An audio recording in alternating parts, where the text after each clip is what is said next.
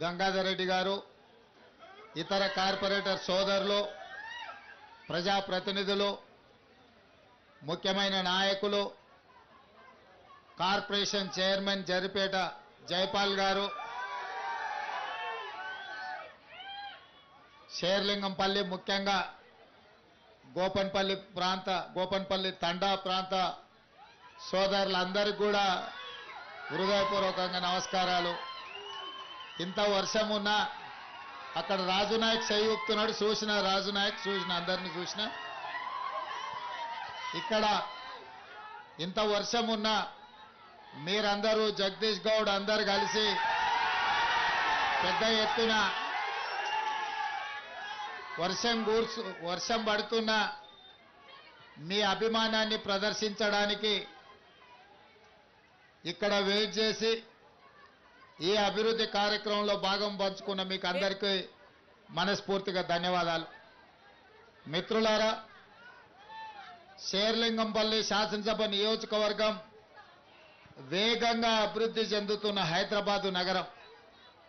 ఈ ప్రాంతంలో ఫ్లైఓవర్లు కానీ, రోడ్ల వెడల్పు కార్యక్రమం కానీ, చెరువులను కబ్జాల నుంచి కాపాడడం వల్ల కానీ, ఔటర్ రింగ్ రోడ్డుకు అనుసంధానం చేసే రేడియల్ రోడ్స్ వల్ల కానీ మన ప్రాంతం వేగంగా అభివృద్ధి చెందాల్సిన అవసరం ఉన్నది.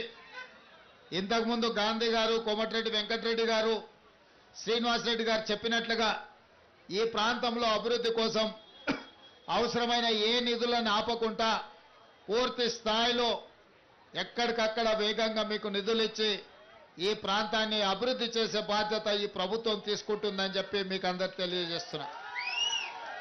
అదేవిధంగా ఇవాళ తెలంగాణ రాష్ట్రానికి 65% ఆదాయం మన ఈ ప్రాంతం నుంచే, జంట నగరాల నుంచే, హైదరాబాదు నగరం నుంచే వస్తుంది. ఇతర జిల్లాలు, ఇతర రాష్ట్రాలు, ఇతర దేశాల నుంచి ఇక్కడ ఉద్యోగ ఉపాధి అవకాశాలకు లక్షలాది మంది వచ్చి ఈ ప్రాంతంలో స్థిర నివాసం ఏర్పరచుకుంటున్నారు అని అంటే ఈ ప్రాంతం ముఖ్యంగా ఎక్కడి నుంచి ఎవరు వచ్చినా హక్కును చేర్చుకొని ఉండడానికి, ఉద్యోగ ఉపాధి అవకాశాలు చేసుకోవడానికి మీరు సహకరిస్తున్నారు కాబట్టి ఈరోజు నగరం వేగంగా విస్తరిస్తున్నది. మన ప్రాంతంలో ఎక్కడి నుంచి ఎవరు వచ్చినా వాళ్ళకి ఇక్కడ అవసరమైన ఉద్యోగ ఉపాధి అవకాశాలు మనం కల్పిస్తున్నాం.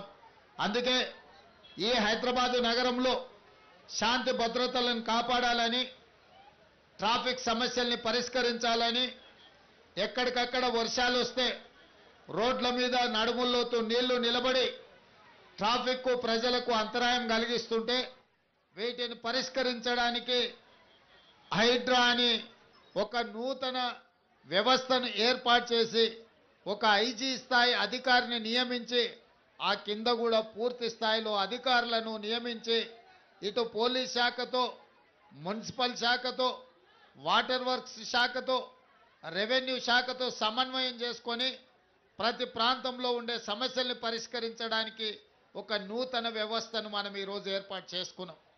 మన నగరానికి తలమానికం మూసి, కానీ అలాంటి మూసి ఇవాళ మురికి కూపంగా మారి ఎక్కడ ఉన్న ప్రపంచంలో ఉన్న చెత్తంతా తీసుకొచ్చి మూసిలేసే పరిస్థితి ఉంది. కాలువలు, నాలాలు కబ్జాలు పెట్టుకొని మూసి వైపు వెళ్లాల్సిన నీళ్లను మనము ఎక్కడికక్కడ కబ్జాలతో అడ్డుకోవడంతో ఇవాళ మన కాలనీలు అన్నీ కూడా చిన్న వర్షం పడ్డ జలమయం అయిపోతున్నాయి. అందుకే ఈరోజు మూసి సుందరీకరణ చేసి